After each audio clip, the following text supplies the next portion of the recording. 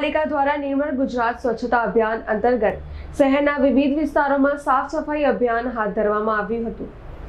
નિર્મળ ગુજરાત અભિયાન હાલ ચાલી રહ્યું છે, જે અંતર્ગત અંકલેશ્વર નગરપાલિકા દ્વારા 3 ટીમ બનાવી શહેરના વિવિધ વિસ્તારોમાં સફાઈ અભિયાન હાથ ધરવામાં આવ્યું હતું।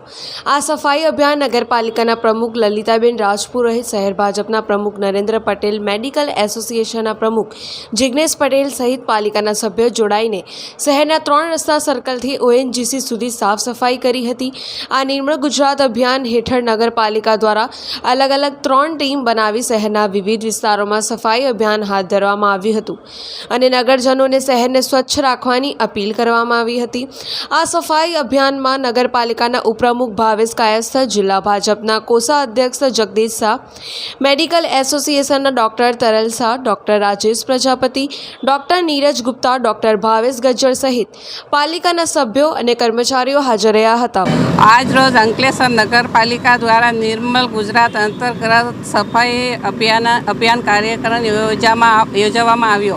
આ કાર્યક્રમમાં 3 રસ્તા સર્કલથી લઈને ઓએનજીસી ઓવરબ્રિજ સુધી, નગરપાલિકા કચેરીથી લઈને ગુજરાત ગેસ કંપની સુધી અને ભરૂચી નાકા સર્કલથી લઈને જલારામ મંદિર થઈને શિવ દર્શન સોસાયટી સુધી સફાઈ કરવામાં આવી।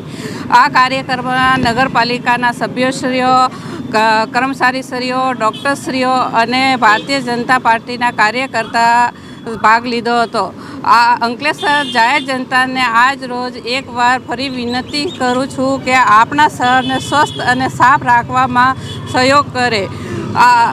આ રોડ ઉપર કચરો નહીં ડસ્ટબિનમાં નાખે અને બધો ડોર ટુ ડોર વાળાને આપે। આજ રોજ અંકલેશ્વર નગરપાલિકા દ્વારા નિર્મળ ગુજરાત અભિયાન અંતર્ગત સ્વચ્છતાનું આયોજન કરવામાં આવેલું હતું, જેમાં નગરપાલિકા તરફથી અંકલેશ્વર ડૉક્ટર્સ ક્લબ તથા ઇન્ડિયન મેડિકલ એસોસિએશનને ઇન્વિટેશન આપવામાં આવેલ હતું। અમે નગરપાલિકાનો આભાર વ્યક્ત કરીએ છીએ। નગરપાલિકાના આપણી શહેરને સ્વચ્છ રાખવાના પ્રયત્નોને અમે સંપૂર્ણ સહયોગ આપીએ છીએ તથા આમ જનતાને પણ અમે અપીલ કરીએ છીએ કે આપણી અંકલેશ્વર નગરપાલિકા સાથે મળી આપણે આપણા શહેરને સ્વચ્છ અને સુઘડ રાખીએ। Thank you. Pintu Modi, Jansakshi news, Ankleshwar.